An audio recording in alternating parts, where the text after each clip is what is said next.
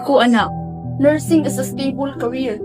Pagkatapos mo mag-aral lang nursing, pwede ka nang pumunta abroad. Tapos dun sa abroad, matutulungan mo na kami. Tama ang nanay mo. Hindi mo mapapakain ang pamilya mo sa paggawa ng pelikula. Anak, maging practical ka. Isipin mo naman mga kapatid mo. Huwag lang ang sarili mo. Ma, hindi ko naman kayo gustong talikuran. Pero yung filmmaking, hindi lang ito simpleng pangarap. This is my passion. Dito umiikot ang buhay ko. Anak, maganda yung pangarap mo, pero hindi yan sapat para tulungan at mabuhay tayo. Huwag niyong kalimutan ang utang na luas niyo sa amin.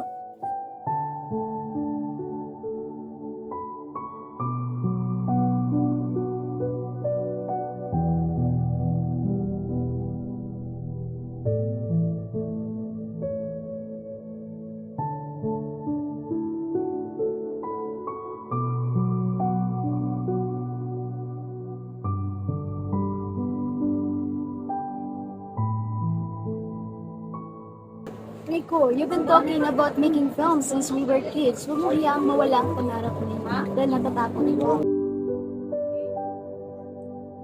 Gets ko yung passion mo, bro. Pero, to be honest, may punto rin naman yung mga magulang mo. Ang nursing, siguradong trabaho yan. Pero ang filmmaking, ang hirap niyan pasukin lalo na kung wala kang koneksyon o pera. Paano naman ako, Marco? Kung susuko ako ngayon, baka habang buhay ko tong pag-iisipan. Pero kung hindi ko sila susunurin, baka iisipin nilang hindi ko sila nirerespeto. Minsan hindi mo kailangang mamili, Marco. Baka may paraan para pagsabayin mo ang pamilya at pangarap mo.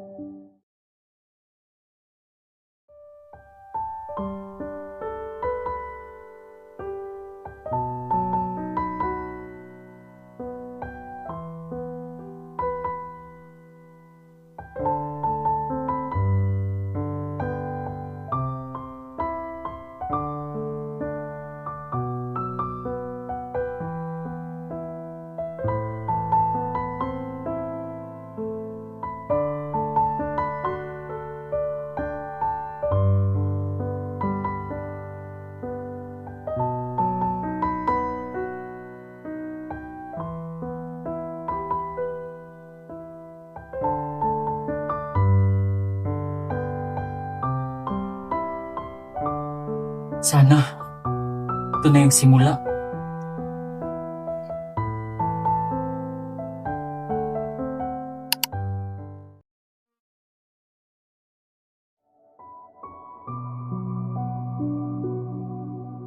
Uy, Rico.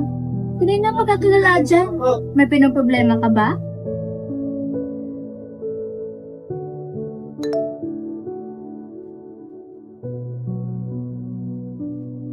Grabe! Natanggap ako!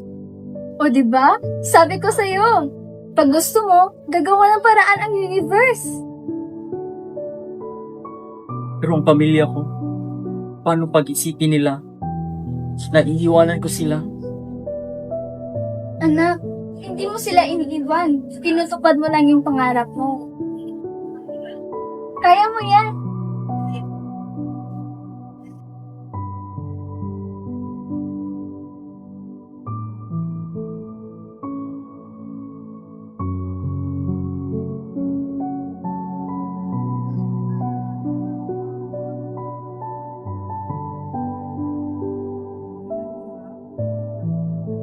Ma! Pa! Natanggap po ako sa scholarship. Full tuition po. Libre lahat. Alam ko kailangan niyo pa rin ng tulong.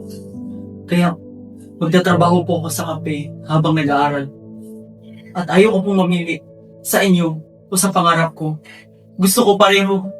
Hindi po siya tumatakas. Tinutupad lang niya yung pangarap niyang kinabukasan. Para sa inyo.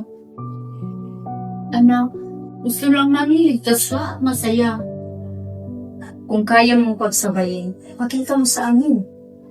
Patunayan mong kaya mong panindigan ang pangarap mo. Make us proud, anak.